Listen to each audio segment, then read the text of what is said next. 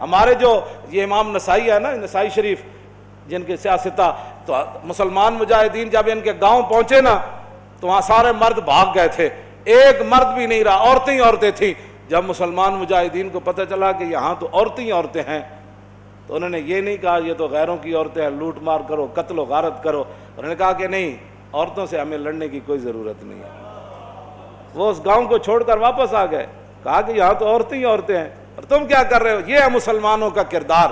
اور جب حاتم طائی کی بیٹی ننگے سر حضور کے سامنے آئی تو پھر رسول اللہ نے ان سے قید ہو کر آئی اور فرمایا کیا چاہتی ہو؟ کہا جی میں نے آپ یہاں نہیں رہنا، مجھے میرے بھائی عدی بن حاتم شام دوڑ گیا ہے، آپ مجھے سواری دیں اور راستے کا خرچہ دیں، زیادہ راہ دیں تو مجھے آپ آزاد کر دیں۔ حضور نے فرمایا یہ بھائی ان کو سواری بھی دے دو، ان کو کپڑے بھی دے دو، ان کو زیادہ راہ بھی دے دو اور ان کو بحفاظت شام روانہ کر دو۔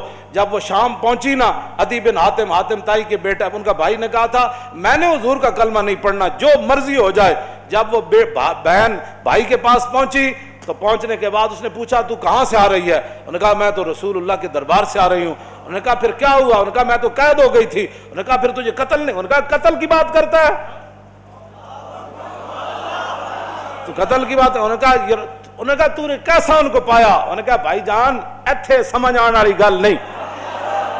انہوں نے کہا میں تے نہیں مننا۔ انہوں نے کہا جلا ہویا ایک بار جا تے صحیح، تو ویکھ تے صحیح، تو آیا نہ درتے کیوں بد نصیبہ، ہزاروں رنگاں وچ رنگیں دے محمد۔ بہن دے کہن ہوتے عدی بن حاتم کہنے میں تو تیز سواری رکھی ہوئی سی، میں تو نس آیا، میں حضور دا کلمہ نہیں پڑھنا۔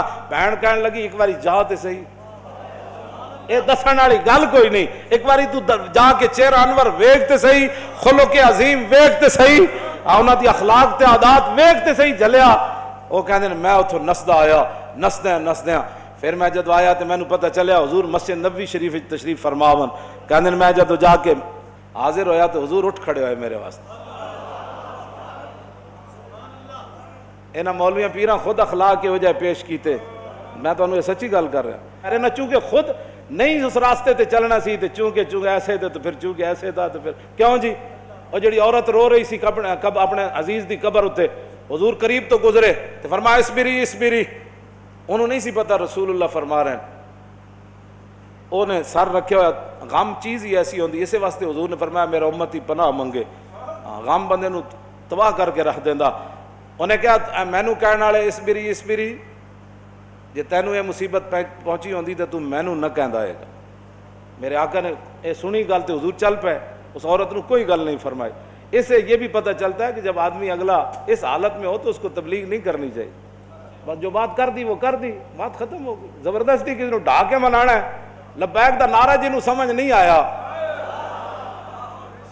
ہن تسی انہوں ڈھا کے کی منانا ہے؟ اور میں نے یہ دسو جیڑا اے نہیں کہندا حضور میں بھی لبیک کا اتنا ہی مانا ہے، حضور میں بھی حاضر، میرے بچے بھی حاضر، میرا مال بھی حاضر، میری عزت بھی حاضر اور میرے ماں باپ بھی آپ کے لیے حاضر۔ اس سے زیادہ لبیک کا کوئی معنی نہیں ہے، اور تاجدار ختم نبوت کے نعرے کا اس سے زیادہ کوئی معنی نہیں کہ ساری دنیا طے و بالا ہو جائے لیکن حضور کی ختم نبوت پر پیرا ہر صورت میں ہوگا، بس اس سے زیادہ تاجدار ختم نبوت کا ہاں جی، اس سے زیادہ لوگ ان کو سیاسی نعرہ بنائے پھرتے ہیں، پیڑا اور تے پھکیاں اور امت اس نعرے پر کھڑی ہو گئی اور وہ نیچے اختلافات تھے امت ان کو بلا گئی، انہوں نے کہا بس بھائی لبیک۔ مسجد نبی شریف میں عرب بھی کہتے ہیں لبیک یا رسول اللہ، ہم عربی ہے لیکن یہ نعرہ تو ہاں جی مصری بھی کہتے ہیں لبیک یا رسول۔ پورا عالم اسلام نہیں پوری دنیا کہہ رہی ہے اس وقت لبیک یا رسول اللہ، ہاں لبیک یا رسول اللہ۔ تو اس سے بڑا اللہ کا کیا کرم ہو سکتا ہے کہ امت اختلافات کو بھلا کر حضور کی غلامی کے لیے جمع ہو گئی۔ اور اقبال کہتا تھا، میں کہتا تھا اقبال کی یہ خواب کب پورا ہوگا کہ اقبال کہتا تھا زان کے ملت را حیات از عشق اوست اور برگ و ساز کائنات از عشق اوست۔ اقبال کہتا تھا کہ ملت کی حیات، ملت کی ترقی، ملت کا عروج اور پوری دنیا پر اسلام کے غلبے کی ایک ہی وجہ ہے کہ امت حضور سے پیار کرے، حضور سے عشق کرے۔ تو میں کہتا یہ کیسے ہوگا؟ لیکن رب ہے جو چاہے کرے۔ یہ نہیں پتا تھا کہ ممتاز قادری نے جو تختہ دار پر لبیک کہا تھا اس نعرے کی برکت سے پوری امت ایسے کھڑی ہو جائے گی۔ ہاں جی، بات اتنی ہے کہ او عورت نے حضور نال گل کی تھی کہ مجھے بہت مصیبت پہنچی ہے، اس کو تو پتہ نہیں تھا یہ رسول اللہ ہے، اور غم کتنی عجیب چیز ہے کہ وہ حضور کی آواز کو بھی نہ پہچان سکا۔ اللہم انی اعوذ بک من الغم والحزن، حضور کی اپنی دعائے مبارکہ ہے کہ میرا امتی کہے میں پناہ مانگتا ہوں غم اور حزن سے۔ ہاں جی، یہ بڑی ڈاڈی شے ہے۔ اب میں جو بات اگلی کرنے لگا ہوں، بعد میں جب صحابہ آئے تو انہوں نے کہا آپ کو پتہ ہے جنہوں نے آپ کہا تھا اصبری صبر کرو وہ کون تھے؟ کہا نہیں۔ انہوں نے کہا وہ تو خود رسول اللہ تھے۔ وہ میں نے حضور کو یہ جواب دیا ہے۔ وہ کہتی ہے میں پھر گئی جلدی جلدی حضور کے دربار پر، میں جو بات کرنے لگا ہوں وہ یہ ہے، وہ کہتی ہے جب میں حضور کے دروازے پر پہنچی تو میں نے کوئی وہاں چوکیدار نہیں پایا۔ 50 گارڈ اگے تے 50 پیچھے، اس حضرت صاحب نہ سلام کون لوے گا؟ جتیاں پوان والے اور جبے پوان والے اور تے میک اپ کرن والے اور۔ ہاں جی، میں تے نہیں پڑھیا نہیں جو اس وقت حسنہ جلیا، اسے واسطے تو ایک باری جڑا حضرت عدی بن حاتم آئے نا تے جدو رسول اللہ نال ملاقات ہوئی حضور اٹھ کھڑے ہوئے تے عدی بن حاتم کہندے نے میرے دل نے گواہی دیتی ہے اللہ دے رسول۔ کیوں جی؟ فرماندے پھر حضور نے میرا ہاتھ پکڑیا تے حضور اپنے در اقدس کی طرف گھر دی طرف چل پے، کہندے راستے ایک بڈھی مائی مل گئی، عورتاں نوں ویسی گلاں نہیں مکدیاں تے مائی بھی ہوے تے پھر بڈھی بھی ہوے۔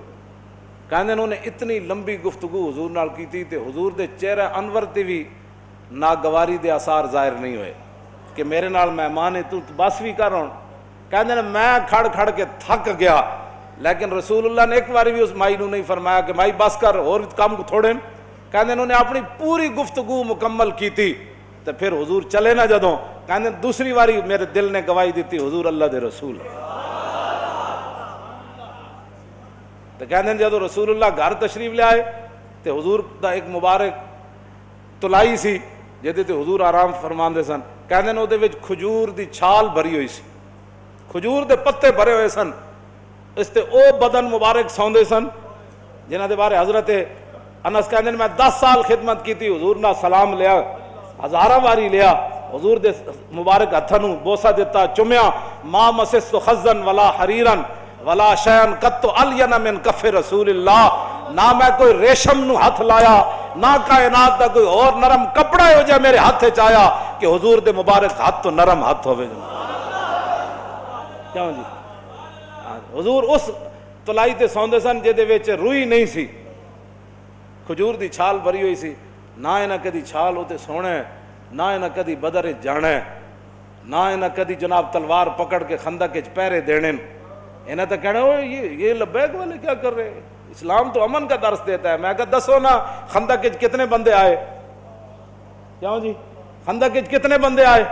یہ دسو نا قوم لوگاں نو، اذا جاءتکم جنود فارسلنا علیہم ریحا وجنودا لم تروا وکان اللہ بما تعملون بصیرا اذ جاءوکم من فوقکم ومن اسفل منکم وزاغت الابصار وبلغت القلوب الحناجر وتظنون باللہ الظنونا هنالک ابتلی المؤمنون وزلزلوا زلزالا شدیدا واذ یقول المنافقون والذین فی قلوبہم ما وعدنا اللہ ورسولہ ہاں فی قلوب مرض ما وعدنا اللہ ورسول اللہ غرورا۔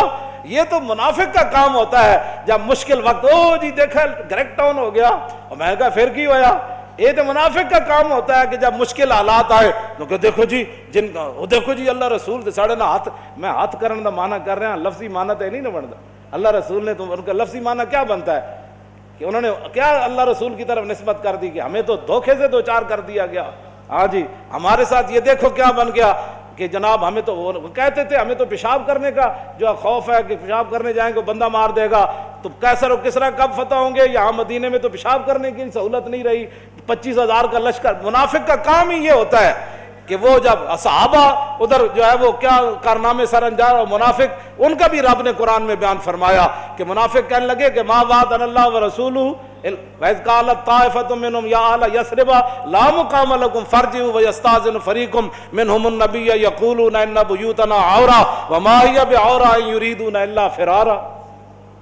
کیوں جی یہ منظر بیان نہیں کیوں نہ؟ چلو چلیے چلیے چلیے توبہ کرو، تھے حال ہی کوئی نہیں، 25,000 کا لشکر آ گیا، آج تے بچی کسی دی نہیں ہونی۔ کہنے لگے حضور گھر لگے پیچھے، گھر میں بندہ کوئی نہیں کی بڑھے گا. اللہ نے فرمایا میرے حبیب گھر تے کاشانہ اقدس جدو آپ گھروں چل کے آ گئے تے آپ دا پیچھے گھر کوئی نہیں, صدیق اکبر دا گھر کوئی نہیں, فاروق اعظم دا گھر کوئی نہیں, عثمان غنی دا گھر کوئی نہیں, حیدر کرار دا گھر کوئی نہیں, انہاں دے گھر وکھرے آ گئے. میرے حبیب گھر لگے ہون دا مسئلہ نہیں, یریدون الا فرارا, اے تے چھا میدان چھڑ کے نسن لگے. او جی ہمارا لبیک سے تعلق نہیں ہے, مشکل ٹائم جو آ گیا, ہاں جی مشکل ٹائم, ہمارا لبیک سے تعلق نہیں, یہی تو بات ہے. لیکن قرآن, اقبال کہتا اگر درس قرآن ہم نے بلایا ہوتا, یہ زمانہ نہ زمانے نے دکھایا ہوتا. یہ منافقت کے کام ہوتے ہیں مشکل کے وقت. انہیں دسے ہی نہیں کہ رسول اللہ غزوہ خندق دے موقع تے خود تلوار پکڑ کے کیویں کھڑے ہو. جب 25,000 دا لشکر خندق دے کنارے آ گیا, عمر بن عبد وہ گھوڑا چناب چھال مرائی تے ادھر آ گیا, تے 25,000 دا لشکر اتنے آ گیا, تے سارے چاندے سن کے گھوڑے سمیت ادھر آ جان. اس وقت میرے آقا و مولا پھر خود تلوار پکڑ کے کھڑے ہو گئے, اور حضور کو اللہ نے دبدبا کتنا دیا, کانہ و فرد فی جلالتہ فی عسکر حین تلقاہ وفی حشمی لہو ہمم لا منتہا لکبائرہا وہمتہ الصغری جل من الدہر. یہ دوسرا حضرت حسان کا شعر ہے, پہلا امام بوصیری کا شعر ہے. فرمایا اللہ نے ہمارے آقا و مولا کو ہیبت اور جلال اتنا عطا فرمایا کہ حضور تنہا بھی کھڑے ہوتے تو محسوس ہوتا کہ حضور کی پشت پر لاکھوں کا لشکر کھڑا ہے. ہاں جی ہاں جی توجہ, حضور خود تلوار پکڑ. کیوں جی علیکم بسنتی ہے نہیں, یہ نہیں سنت کہ جب دین پر مشکل وقت آ جائے تو رسول اللہ خود تلوار پکڑ کر کھڑے ہو گئے. کیا یہ ان کے لیے سنت نہیں تھی کہ جب حضور کی ختم نبوت پر مشکل وقت آیا, حملہ ہو گیا اور حضور کی عزت پر حملہ ہو گیا, تو کیا قوم کے رہنماؤں کی, مذہبی رہنماؤں کی, پیروں کی, فقیروں کی, مولویوں کی یہ ذمہ داری نہیں تھی کہ خود میدان میں ایسے نکل آتے؟ یہ ہے نا علیکم بسنتی و سنت الخلفاء. کیوں جی الراشدین, اور سنت خلفاء کیا ہے؟ یہ تو حضور کا اپنا اس طریقہ مبارکہ ہے نا. سنت خلفاء کیا ہے کہ جب جنگ یمامہ میں مسلمہ آیا تو افضل الخلق بعد الرسل, آپ نے فرمایا بدری ہوئے یا غیر بدری ہوئے, بڑھا ہوئے یا جوان ہوئے, اکھاڑا صحابی ہوئے یا نابینا ہوئے, ہاتھ سلامت ہومن یا کٹے ہومن, سارے یمامہ پہنچو. خلفاء دی بھی یہی سنت ہے. جدو ختم نبوت دا مسئلہ آیا تو پھر سیدنا صدیق اکبر خود بھی تلوار پکڑ کے چل پے, لشکر تے روانہ کیتے نا, ہاں جی خود بھی چلن لگے. حضرت مولا کائنات علی مرتضیٰ نے روکیا, فرمایا ابو بکر جو آپ کو کچھ نقصان ہو گیا تو ہمارا کیا بنے گا. مزید ویڈیوز اور اپڈیٹس کے لیے یوٹیوب پر علامہ Khadim Hussain Rizvi official channel subscribe کریں اور بیل آئیکن پر بھی کلک کریں.